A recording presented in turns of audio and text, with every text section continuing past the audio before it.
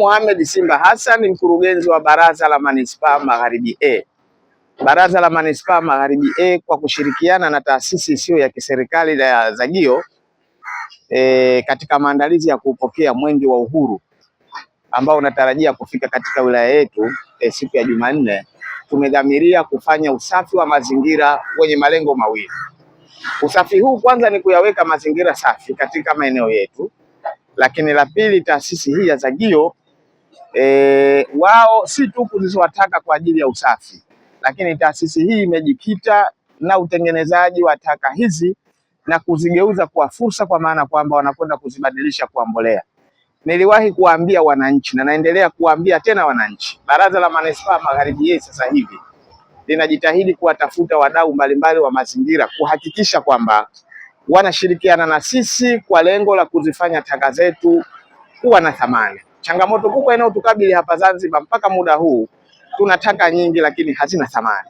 Lakini taka hizi ili ziwe na thamani, watokezee wadau waweze kuzibadilisha na kuwa bidhaa yenye thamani. Zagio wamejitokeza na kuwa mfano bora wa hilo, kama vile ambavyo tayari kuna taasisi nyingine ambavyo kama nilivyosema, wao watanunua taka za plastiki, lakini pia wapo ambao watanunua taka ozo, na Zagio ni miongoni kati ya hao. Kwa hivyo mimi nitumie nafasi hii kuambia wananchi, sasa hivi Baraza la Manispaa linawaahidi taka ni fursa, taka ni mali. Suala la kwenda kuzitupa taka jaani, unajipotezea fursa. Zikusanye taka zako, tutazinunua kwa bei nzuri, bei ambayo inaweza ikamfurahisha kila mwananchi wa eneo hili.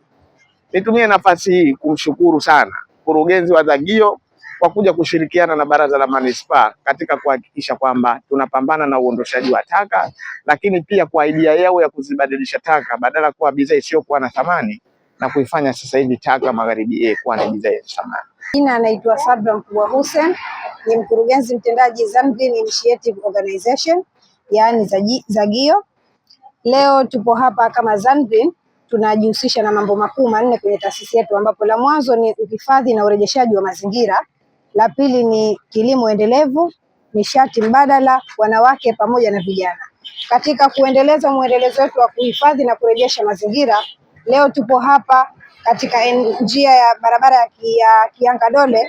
Lengo ni kuondoa majani yaliyoko barabarani, na hii ni kuonyesha jamii, lakini pia kuonyesha vijana kwamba hii ni fursa, kwamba haya majani ambayo ya miti iliyokatwa barabarani kwa ajili ya utanuzi wa barabara na uboreshaji wa miundombinu, hii hapa si tu kama ni mataka, lakini ni fursa. Lengo la kuchukua haya mataka kama Zangreen ni kuhakikisha kwanza tunahifadhi mazingira yetu na kuyaondoa katika mazingira ambayo sio mazuri, lakini lengo kubwa sana ni kuhakikisha kwamba majani haya tunakwenda kuyatumia kwa ajili ya kutengeneza mbolea. Tunajua kwamba Zanzibar kilimo ni uti mgongo kwa hapa Zanzibar.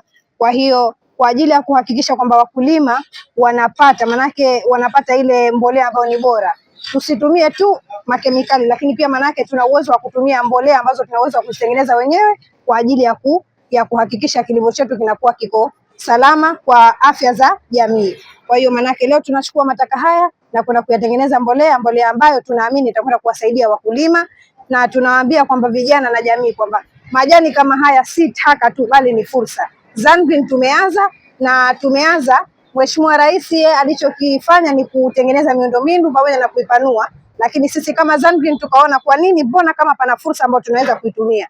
Kwa as a Zangreen tumeamua kupita njia hii ya Kianga Dole. Tumeanza hapa maeneo ya Pasira, lakini tutaendelea mpaka daraja la kwanza pamoja na daraja la pili. Lengo ni kuchukua majani ambayo tayari yamekatwa, miti iliyoko barabarani, na kwenda kutengeneza mbolea.